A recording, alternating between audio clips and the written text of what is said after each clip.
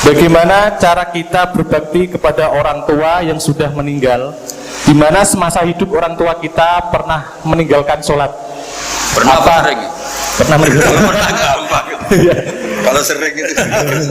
Pertanyaannya, apa yang harus dan sebaiknya kita lakukan sebagai anak Gus?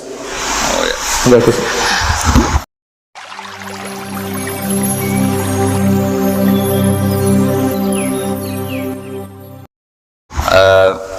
Yang ngaji di sini itu banyak ya, mulai yang menekuni bisnis apa saja lah, termasuk yang di Grab ya, termasuk Pak Polisi kadang yang ngaji terus ya nggak apa-apa.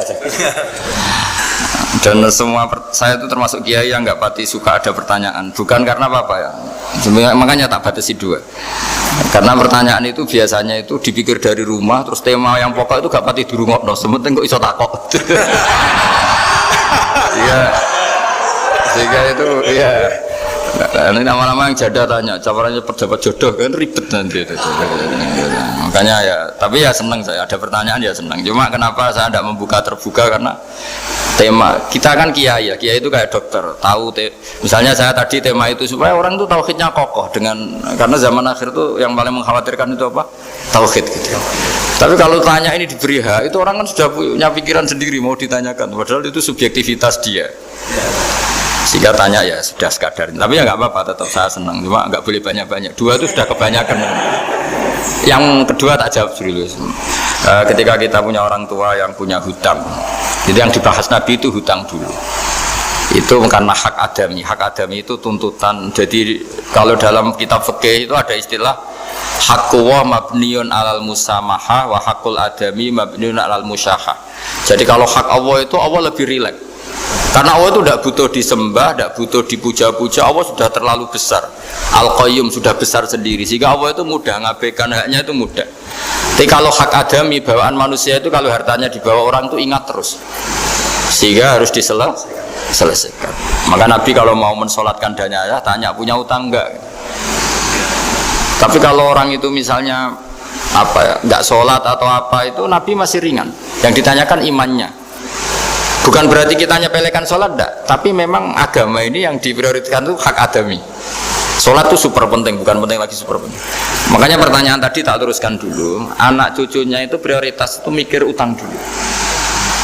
Karena ini yang hak adami gitu. Ya. Nah setelah utang itu selesai, baru dipikirkan menurut sebagian ulama, anak ini boleh mengkodoi sholat yang ditinggalkan orang tuanya. Atau dikafaroi, misalnya per sholat nilainya sekian terus dibayarkan ke fakir miskin. Nah, tapi pertanyaan seperti ini sepertinya mengganggu itu begini, takutnya jadi masif. Jadi masif itu gini, berhubung ada solusinya. Ini yang tanya orang mana tadi itu? Solo, ini orang Solo ini harus dikasih tahu. Berhubung ada solusinya, jangan-jangan kita yang kaya. Misalnya Pak Yusuf atau Bu Sulis kaya, punya tabungan. Nak saya tidak usah sholat ya, nanti gampang. Karena per sholat kan nilainya hanya sekian gitu.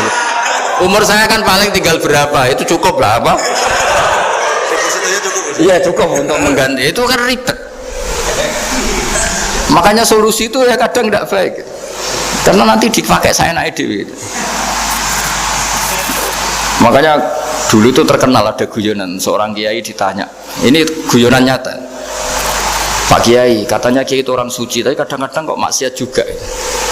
Si Kiai ini jawabnya ngawur sekali. Justru yang boleh maksiat tuh Kiai, kamu nggak boleh. Terus, kenapa Pak Kiai? Dia tahu caranya tobat, kamu nggak tahu. Jadi yang melanggar hukum itu kan yang pakar hukum. Tahu itu. Tahu ilmunya. Cara melanggar tapi nggak bisa dipidanakan. Punya penghapusnya Gus ya? Punya penghapusnya, itu kan ribet kan. Artinya gini ya, yang orang Solo tadi, kalau kadung terjadi orang tua kita ada sholat, kalau kadung terjadi orang tua kita ada sholat atau pernah meninggalkan sholat, kita sebagai kiai itu punya cara supaya yang untung tuh fakir miskin. Misalnya kita fatwa dikasih fidyah atau fida atau apa. Tapi ini bukan cara yang jadi solusi, karena takutnya nanti jadi gerakan masif tadi. Gerakan tidak usah sholat diganti, ya itu kan ceribet jadi. Tapi kalau sampai ingin berbuat baik sama orang tua yang nggak pernah sholat, saran saya satu hak adamnya selesaikan dulu, karena memang dalam syariat Islam nomor satu itu hak masyhur itu kan, ketika ada jenazah Nabi itu gak tanya orang itu sholat gak, dan tanya kan punya utang gak gitu. Sehingga kalau di kampung-kampung di mana-mana kalau ngelepas jenazah kan, kalau ada hak adami diambil alih keluarga supaya mayit ini ketemu Allah tanpa ada hak adami kan gitu, semuanya kan di ya kan yang diselesaikan kan adami dulu, utang piutang itu tadi.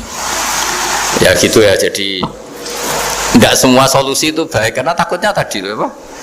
Jadi gerakan tadi. Makanya kita jadi kiai sering bingung gitu karena mau gak fatwa itu ada yang tanya, mau fatwa takutnya tadi. Misalnya kita kan paling umurnya tinggal berapa, dihitung saja per sholat, terus bilang ke anaknya, nak saya tidak usah sholat, nanti ini aja bayarkan, kan jadi ribet.